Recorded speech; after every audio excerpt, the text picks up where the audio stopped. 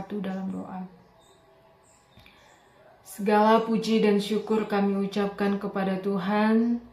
Terima kasih Bapa untuk setiap berkat-Mu, kebaikan-Mu, anugerah-Mu dalam kehidupan kami.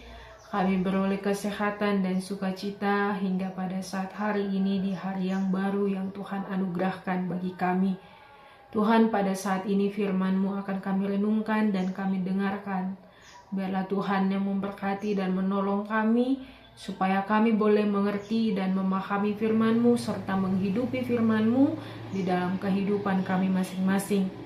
Kami juga berdoa kepada Tuhan, biarlah Engkau Tuhan yang menolong dan memberkati kami, memampukan kami dalam melakukan setiap pekerjaan kami di dalam satu hari ini. Terpujilah nama Tuhan, dalam nama Yesus kami berdoa. Amin. Shalom, salam sejahtera bagi kita Bapak Ibu dan seluruh jemaat Tuhan dimanapun kita berada pada pagi hari ini. Marilah kita kembali mendengarkan firman Tuhan yang tertulis dalam 2 Tesalonika 1 ayat 4. Beginilah dikatakan: sehingga dalam jemaat Allah kami sendiri bermegah tentang kamu karena ketabahanmu dan imanmu dalam segala penganiayaan dan penindasan yang kamu derita. Pola hubaritahon hami hamu diak kahurian di debata mamuji habenge tondohot hapur syamuna dinama satu hamura gamni pangalileon dohot hapur suhon akka napina tau muna. Demikianlah bunyi firman Tuhan.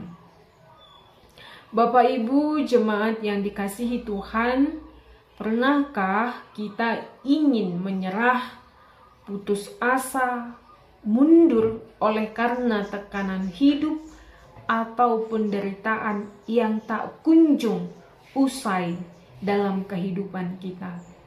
Bapak Ibu, seringkali penderitaan membuat iman seseorang menjadi tipis atau bahkan hilang.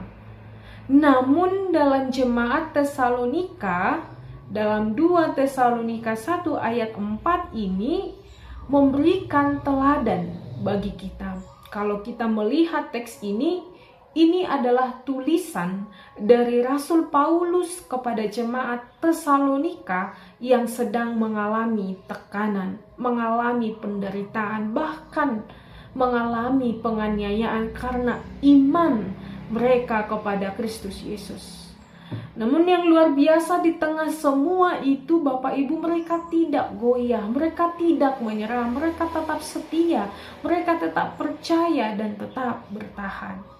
Paulus sampai berkata bahwa ia bangga dan memegahkan jemaat Tesalonika di hadapan jemaat-jemaat lain.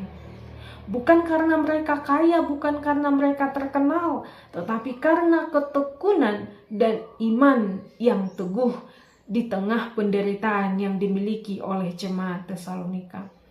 Bapak Ibu dan saudara-saudari, ayat ini mengajarkan kita bahwa iman yang sejati bukan hanya terlihat saat hidup nyaman, tetapi justru saat kita menghadapi banyak kesulitan, menghadapi banyak masalah yang bertubi-tubi.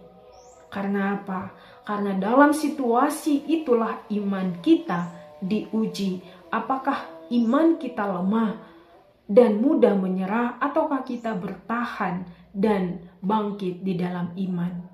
Oleh karena itulah Bapak Ibu, kita perlu mengingat bahwa Tuhan tidak selalu mengangkat penderitaan kita seketika, tetapi kadangkala Tuhan ingin membentuk ketekunan, karakter dan iman yang dewasa, iman yang kuat dan teguh dalam kehidupan kita.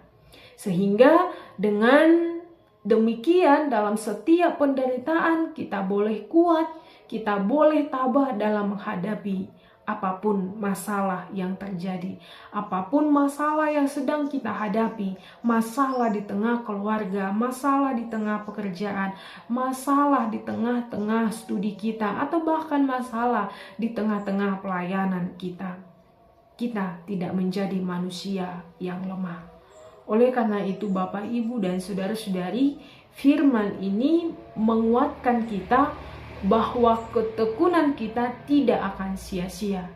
Tuhan akan melihat setiap air mata, setiap doa, dan setiap perjuangan kita.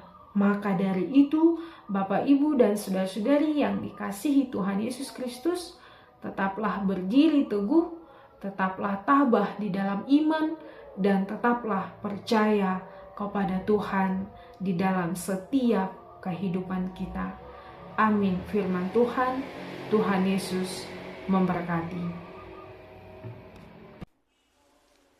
Kasih karunia Tuhan kita Yesus Kristus, kasih Allah Bapa, dan persekutuan Roh Kudus, kiranya memberkati kamu sekalian, hari ini, besok, lusa, sampai selama-lamanya.